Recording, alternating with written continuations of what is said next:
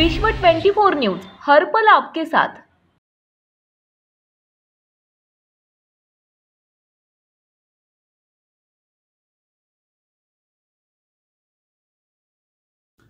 नमस्कार, जय शिवराय।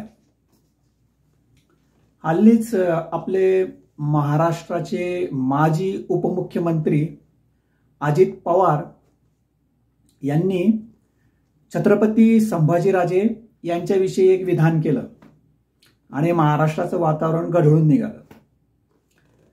ते म्हटले की छत्रपती संभाजीराजे हे धर्मवीर नसून स्वराज्य रक्षक होते, तर त्यांना धर्मवीर न म्हणणं असं त्यांचा तिथे रोख होता।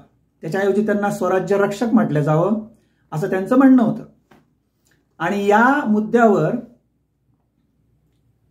भाजप पक्ष आक्रमक झालेला आहे। त्यावर उपमुख्यमंत्री देवेंद्र फडणवीस यांनी टिप्पणी केली आणि भाजपने रस्त्यावर येऊन मोर्चा काढला, त्याच्या विरुद्ध घोषणा केल्या। अजित पवार यांचा जो फोटो आहे त्याच्यावर ब्लॅकने फुली मारून आणि ते पायदळी तुडवलं। विशेषतः बायकांनी त्याच्यामध्ये पुढाकार घेतला ते तुडवण्यामध्ये त्यांचं चित्र। त्यात सांगण्याचा मुद्दा हा आहे की मला काही अजित पवार यांची वकिली इथं करायची नाहीये। त्यांचं समर्थन ते देतील, तो त्यांचा प्रश्न आहे।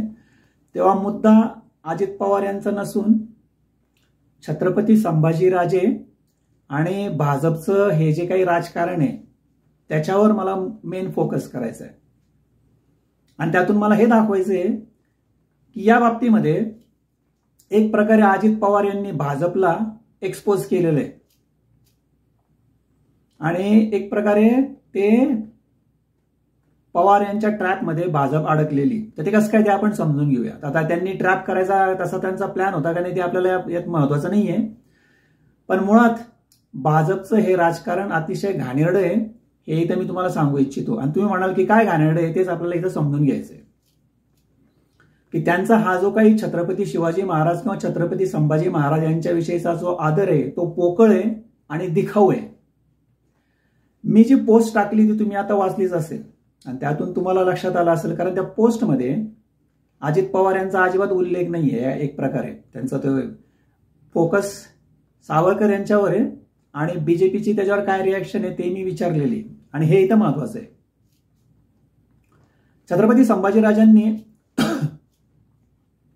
स्वराज्यासाठी बलिदान दिलं हे तर आपल्याला माहितीच आहे आणि त्याविषयी हा वादंग उठणं साहजिक आहे। आता ही जी मी पोस्ट टाकली या पोस्टवर बऱ्याच जणांच्या रिॲक्शन आल्या, उलटसुलट प्रतिक्रिया आल्या।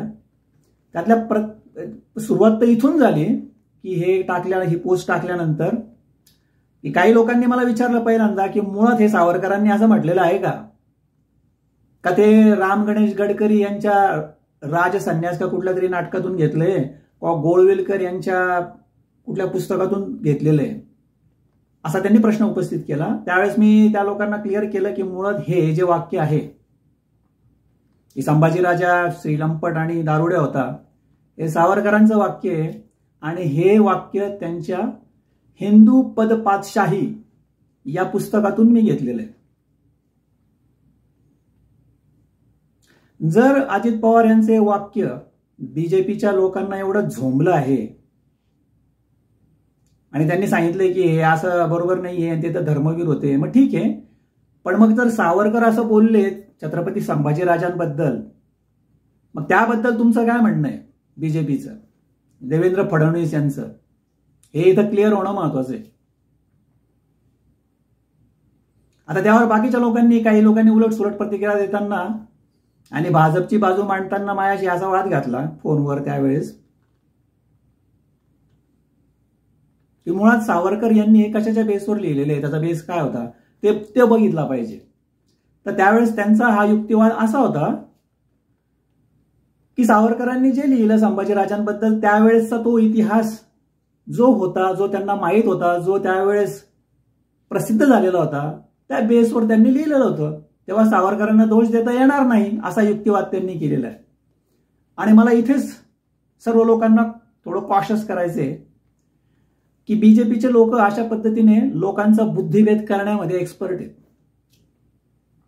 आता आपल्याला हा मुद्दा पटतो की पूर्वीच्या बखरींमध्ये, पूर्वीच्या जुन्या इतिहासांमध्ये असं लिहिलेलं होतं की संभाजीराजे असे होते, त्यांना दारूचं व्यसन होतं, ते श्रीलंपट होते, जे काही असेल ते त्या पद्धतीने. आणि तसं लिहिल्यामुळं सावरकरांनी ते वाक्य तसं लिहिलं असणार, जे त्यांना त्यावेळेस माहिती होतं. त्यावेळेस हे तर अलीकडे सिद्ध झालं की तसं काही नव्हतं, हा खोटा इतिहास आहे म्हणून. संभाजी महाराज हे श्रीलंपट नव्हते, ते दारू पित नव्हते, हे नंतर सिद्ध झालं. पण सावरकरांच्या वेळेस ते माहीत नव्हतं म्हणून त्यांनी लिहिलंय, तर त्यांना कसं काय दोष देता येईल, अशा पद्धतीचा युक्तिवाद यांनी केलेला आहे. पण माझं म्हणणं आहे, हा युक्तिवाद सपशेल खोटा आणि फसवा आहे. कसं ते आपल्याला इथं पाहायचंय. मुळात संभाजीराजांचं हे जे काही चरित्र आहे ओरिजिनल, त्या पद्धतीने की जेणेकरून हे जे सगळे दावे यांच्याबद्दल केले होते खोट्या इतिहास लिहिल्याचे, हे दावे खोडून काढणारे इतिहासकार आहेत वासी बेंद्रे. वासी बेंद्रेंचा जन्म आहे 1894 आणि सावरकरांचा जन्म आहे 1883. सावरकर आणि वासी बेंद्रे यांच्या जन्मामध्ये 10-11 वर्षाचा फरक आहे फक्त. म्हणजे हे दोघं त्यावेळेस हयात होते. वासी बेंद्रेंचं कधी निधन झालं हे महत्वाचं नाही आहे इथे, पण सावरकरांचं निधन झालं 1966 मध्ये. हिंदू पदपातशाही सावरकरांनी कधी लिहिलं ते मला माहित नाही आणि तो मुद्दा महत्वाचा नाहीये. पण सांगण्याचा मुद्दा हा आहे की ज्यावेळेस त्यांना ही गोष्ट अशा पद्धतीचं पूर्वीच्या इतिहासामुळे माहीत होती म्हणून त्यांनी चुकीचं लिहिलं, तर हे क्षणभर आपण मान्य करू शकतो की त्यांनी चुकून लिहिलेलं आहे. जे त्यांना त्यावेळेस अवेलेबल होतं साहित्य इतिहासामध्ये जे लिहिलेलं आहे त्यामुळं त्यांनी तसं लिहिलं, तर त्यामुळे त्यांना दोष देता येणार नाही, हे तेवढ्यापुरतं आपण मान्य करू शकतो. पण वासी बेंद्रे यांनी त्यांच्या हयातीतच, सावरकरांच्या हयातीत, छत्रपती संभाजीराजांचा खरा इतिहास शोधून काढला आणि त्यांनी ते दाखवून दिलं की तसं काही झालेलं नाहीये. ना प्रश्न असा येतो की सावरकरांनी मग तो जो मजकूर आहे हिंदू पदपातशाहीमध्ये लिहिलेला, तो मजकूर का वगळला नाही, हा प्रश्न इथे उपस्थित होतो. आणि इथे मग यांनी हा जो मुद्दा मांडलाय की सावरकरांना दोष देता येणार नाही, हा मुद्दा निकालात निघतो. बर, त्यात असं म्हणता येईल की सावरकरांनी कदाचित त्यात इंटरेस्ट दाखवला नसेल किंवा काय, आणि ते तसंच राहिलं असेल. तर माझं म्हणणं असं आहे की त्यानंतर पण सावरकरांचे जे वंशज आहेत किंवा जो ज्यांना हा कॉपीराईट आहे या पुस्तक प्रसिद्ध करण्याचा, हिंदू पदपातशाही, या लोकांनी तरी नंतर सावरकरांनी हा जो चुकीचा मजकूर लिहिलेला आहे, हा मजकूर खोडून काढण्याची किंवा वगळून टाकण्याची तसदी घेतली का? तर अजिबात नाही. कारण हे पुस्तक हिंदू पदपातशाही मी हल्लीच काही वर्षापूर्वी वाचलं होतं, मला वाटतं 3-4 वर्षापूर्वी वाचलं होतं. दुर्दैवाने आता ते पुस्तक माझ्याकडे नाहीये, पण माझ्या स्मरणशक्तीच्या जोरावर मी सांगतोय तुम्हाला की हा मजकूर हिंदू पदपातशाहीमध्ये क्लिअर कट आलेला आहे, ज्यामध्ये सावरकरांनी छत्रपती संभाजीराजांना अशा पद्धतीने दोष दिलेला आहे की त्यांना स्त्रियांची आसक्ती होती आणि ते दारू पित होते, त्यांना दारूचं व्यसन होतं, अशा पद्धतीचा क्लिअर कट लिखाण त्यांनी केलेलं आहे. वाक्यरचना थोडीफार इकडे तिकडे असेल, पण आशय हाच त्यांनी लिहिला आहे 100%, आपण चेक करू शकता. आणि मग इथं मुद्दा येतो की अजित पवार फक्त एवढेच म्हटले की ते धर्मवीर नाहीत, ते स्वराज्य रक्षक आहेत, तर हे लगेच अपमान झाला म्हणून बोंबलायला लागले. पण सावरकरांनी जे लिहिलं त्याच्याबद्दल मग बीजेपीचे लोक काय बोलणार? जर तुम्हाला अजित पवार यांच्या वाक्याचा जर इतका राग येत असेल तर सावरकरांच्या बाबतीत त्यांनी जे लिहिलं त्याच्याबद्दल तुम्ही मग गुपचूप का बसलेले? तिथं मात्र आळीमिळी गुपचिळी, तिथं मात्र हे अजिबात बोलणार नाहीत. आणि म्हणून म्हटलं की अजित पवारांच्या या विधानामुळे ऍक्च्युली बीजेपी एक्सपोज झाले की त्यांचं छत्रपती शिवाजी महाराज आणि छत्रपती संभाजी महाराजांबद्दलचं बेगडी प्रेम दिसून येते. हा खोटा आदर त्यांचा आहे आणि राजकारणासाठी फक्त त्यांना हे छत्रपती हवे आहेत, याच्या पलीकडे त्यांना काही घेणं देणं नाहीये. आता हे एकदम रस्त्यावर आले आणि ज्यावेळेस राज्यपाल कोश्यारी आणि बीजेपीचे प्रवक्ता सुधांशु त्रिवेदी यांनी शिवरायांचा जो अपमान केला तो अपमानच होता, त्याच वेळेस ही भाजप गुपचूप बसली होती. मग त्यावेळेस ते म्हणत होते की नाही त्यांचं ते वैयक्तिक मत असेल किंवा काय असेल. चंपासारखे लोक तर म्हणत होते की नाही आता हे तुमचं किती दिवस दुकान चालवणार आहेत, कशाला तुम्ही आरडाओरडा करतात. भाऊ तोरसेकर सारखे यांनी एक व्हिडिओ टाकला होता, त्याच्यात हे बीजेपीचे दलालच म्हणतो मी त्यांना, की आता खूप कंटाळा आलाय मला हे टीव्ही बघून, टीव्हीवरच्या मराठी बातम्या बघून मला आता कंटाळा आलाय, सारखं तेच लावलेलं आहे, शिवरायांचा अपमान झाला म्हणून. त्यांचं म्हणणं होतं की गप्प बसा. भाऊ तोरसेकर सारख्या पत्रकारांना आणि देवेंद्र फडणवीसांना हा प्रश्न विचारला जातो की मग आता तुम्ही रस्त्यावर का बरं आलेले, जर शांत बस त्यावेळेस तुम्ही शांत बसायला सांगत होते लोकांना, मग तुम्ही आता थैथयाट का बरं लावलेला आहे. नाही, ज्यावेळेस राज्यपाल कोश्यारी, आणि हे आताच नाही त्याच्यावर 2 स्टेटमेंट केले होते त्यांनी त्याच्या अगोदर पण, समर्थ रामदास नसते तर शिवाजी महाराजांना कोण विचारलं असतं, असं एक त्यांनी विधान केलं होतं. आणि नंतर नितीन गडकरी यांच्या वेळेस त्यावेळेस त्यांनी म्हटलं होतं की शिवाजी महाराज हे तर आदर्श हे जुन्या काळाचे झाले, ते तर जुनी गोष्ट झाली आहे. आणि सुधांशू त्रिवेदीने तर हाईट केली.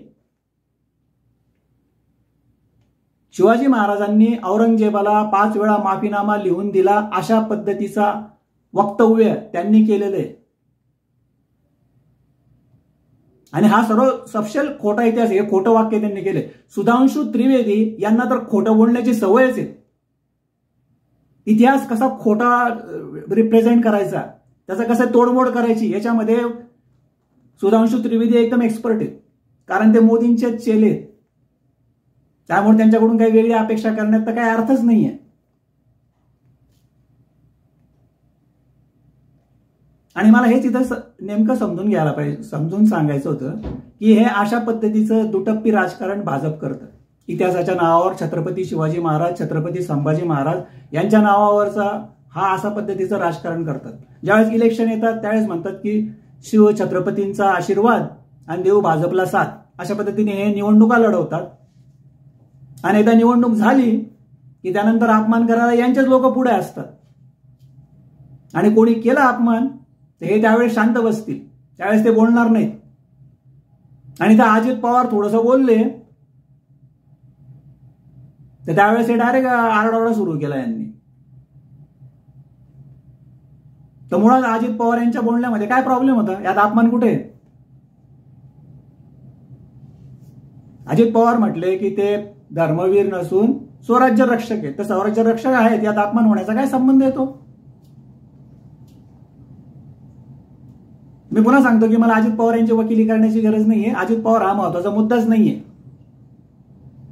मुद्दा इथे की तुम्हाला जर छत्रपती संभाजीराजांबद्दल जर एवढं प्रेम आहे ना, तर हिंदू पद पातशाही या पुस्तकामध्ये सावरकरांनी छत्रपती संभाजीराजांची जी बदनामी केलेली आहे, त्या बदनामीबद्दल तुम्ही काय बोलणार हेच तुम्ही स्पष्ट केलं पाहिजे.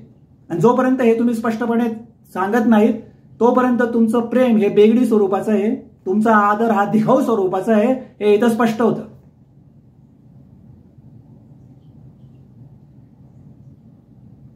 आणि हेच मला इथे फक्त सांगायचं होतं.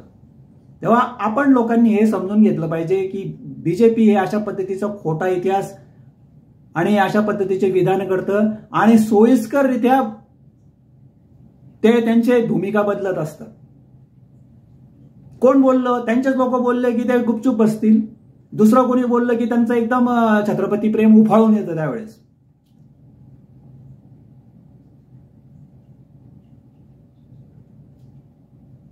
तर माझं पुन्हा एकदा म्हणणं आहे की जर सावरकर जर असं बोलले असतील तर याच्यावर त्यांनी क्लॅरिफिकेशन द्यावं. बोलले असतील म्हणणं काय, हिंदू पद पातशाहीमध्ये त्यांनी क्लिअर कट लिहिलेलंच आहे. त्याचं दुसरं उदाहरण शिवाजी महाराजांबद्दलचं जे दुसरं उदाहरण घेता येईल सावरकरांचा आदर किती तो पण इथे मला अधोरेखित करायचा आहे. छत्रपती शिवाजी महाराजांबद्दल, छत्रपती संभाजी महाराजांबद्दल त्यांना कुठेतरी या दोघा छत्रपतींबद्दल एक आकस होता, हे दिसून येतं. तुम्ही म्हणाल कशावरून. सावरकरांनी दुसरं एक पुस्तक लिहिलेलं आहे, 6 सोनेरी पाने. हे 6 सोनेरी पाने म्हणजे 6 सोनेरी पाने कुठले? तर भारताच्या इतिहासामध्ये जे काही दैदिप्यमान विजय प्राप्त झाले भारताला, त्याचे 6 प्रसंग त्यांनी लिहिले, म्हणून 6 सोनेरी पाने. तर साहजिकच याच्यामध्ये आपल्या मनात एक विचार येतो की एक सोनेरी पान शिवछत्रपतींचं असलं पाहिजे. बाबासाहेब पुरंदरे यांनी तर त्यांचं आयुष्य शिव इतिहासात घालवलं. इतका मोठा इतिहास त्यांनी घडवला. जगाच्या इतिहासात असलं कसं उदाहरण नसेल ते उदाहरण छत्रपती शिवाजी महाराजांचा इतिहास आहे. पण सावरकरांच्या या 6 सोनेरी पाने याच्यामध्ये जे 6 इन्सिडेंट आहेत त्यात शिवाजी महाराजांना स्थान नाही.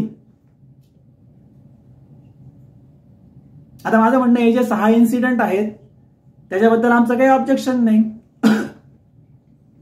पण एक 7वा इन्सिडेंट लिहिला असतं तर काही बिघडलं असतं का? आभाळ कोसळलं असतं? 6 सोनेरी पानांच्या ऐवजी 7 सोनेरी पानं असं लिहिलं असतं आणि 7वं जे प्रकरण आहे ते शिवाजी महाराजांचं उदाहरण घेतलं असतं तर काय बिघडलं असतं? पण त्यांनी तसं केलं नाही. त्यांनी फक्त 6 इन्सिडेंट घेतले आणि शिवाजी महाराजांचा छत्रपतींचा तेजस्वी इतिहास 7वं पान म्हणून त्यांना काही लिहावं असं वाटलं नाही. आणि इथेच प्रश्न निर्माण होतो की त्यांना खरंच किती आदर होता मग छत्रपती शिवाजी महाराजांबद्दल. आणि छत्रपती संभाजी महाराजांबद्दल तर त्यांनी अशा पद्धतीने त्यांचे दिवे लावून ठेवलेले आहेत. आणि मी तर म्हणतो की त्यांनी आपल्या आकलेचे तारे तोडलेत. तू म्हणाल काय त्यांनी चुकून लिहिलं? चुकून नाही. जर चुकून लिहिलं असतं त्यांनी तर त्यांना जर ही चूक लक्षात आली असती तर त्यांनी तो मजकूर वगळून टाकला असता. मी तुम्हाला सांगितलं की वासी बेंद्रे आणि हे सावरकर समकालीन आहेत, पण त्यांनी तो मजकूर वगळून टाकण्याची तसदी घेतली नाही. त्यांनी पण घेतली नाही, त्यांचे जे वंशज आहेत आताचे त्यांनी घेतली नाही, किंवा त्यांचं जे पब्लिकेशन आहे त्यांनी पण तो मजकूर वगळून टाकला नाही. याचा अर्थ काय होतो?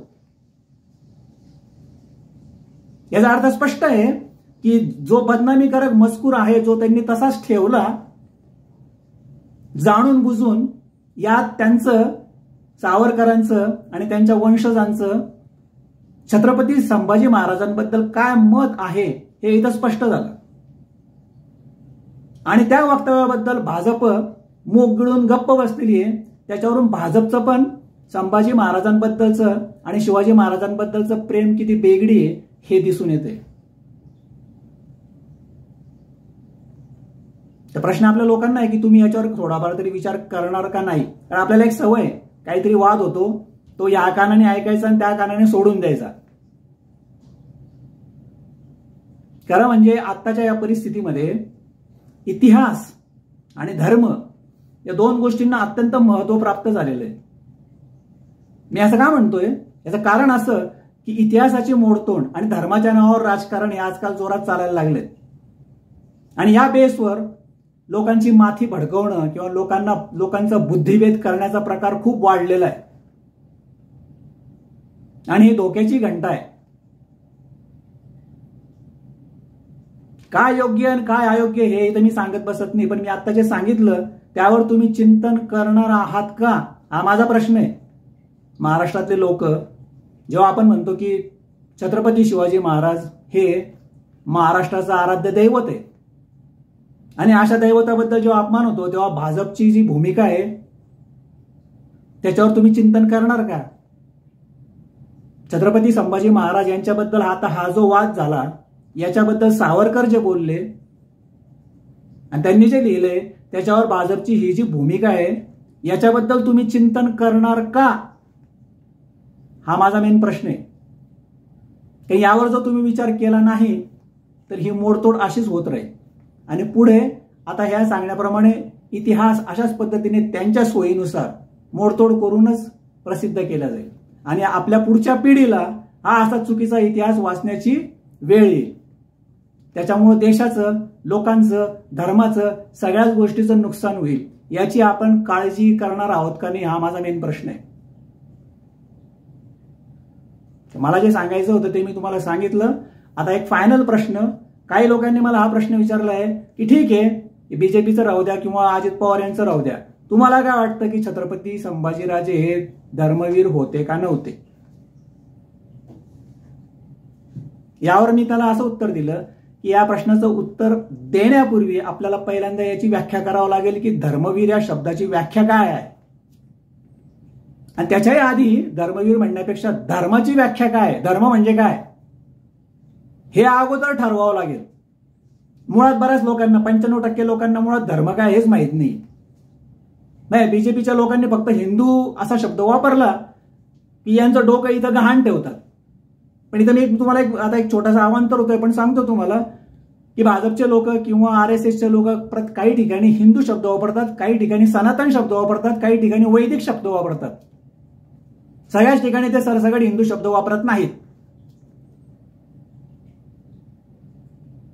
जर या तिघांचा अर्थ जर एकच असेल तर एकच शब्द का वापरत नाही याच्यावर पण तुम्ही चिंतन करायला पाहिजे.